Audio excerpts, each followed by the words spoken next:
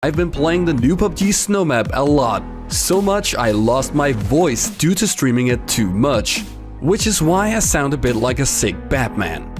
This video is about the new parachute system in PUBG and how to land the fastest. In order to find the fastest way to land, I spent about 8 hours jumping out of the plane, landing, analyzing the results, leaving game and doing the same again. I analyzed all the replays and studied how the fastest people got down to the ground.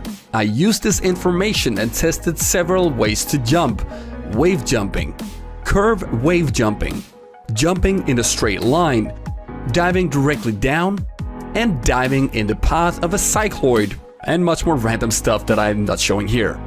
I tested with a ton of different distances from the drop location too. And in the end I could conclude that wave jumping is dead and no longer makes sense doing.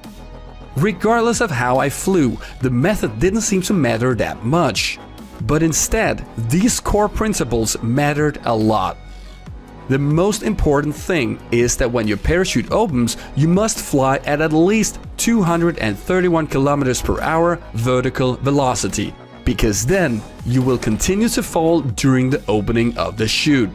Just look how I overtake these people. I'm behind in the beginning, but I still land before them because I'm flying at that vertical velocity.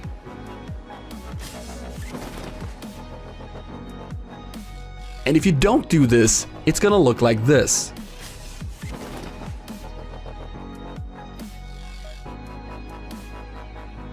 If you open at 234 compared to 231, you gain a small speed benefit, but it's very small. The most important thing is that you get this downwards motion.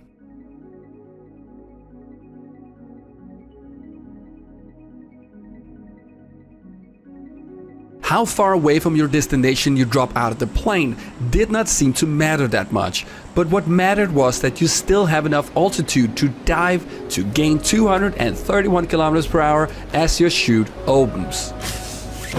When your chute opens, you must be between 100 and 120 meters away from your final destination, depending on how high up you land. If you land on a mountain, this number will be lower, and if you land in the bottom of a valley, this number will be higher. During all of these tests, I developed my own preferred way to jump, illustrated right here. I like to drop about 600 meters away from my target destination. I instantly accelerate to about 200 km/h vertical velocity. This can be done while holding shift as you exit the plane. I then level out a bit and fly at about 205 to 210 km/h vertical velocity. When 100 to 120 meters away from my final destination, I dive straight down, again holding shift. I am then able to reach at least 231 km/h vertical velocity before my chute opens to get that extra downwards motion. This method has given me the most consistent results and is my preferred and recommended way to do this. But like I said, the most important thing is to reach that 231 km/h vertical velocity as your parachute opens, and if you do this, you should never be too far behind.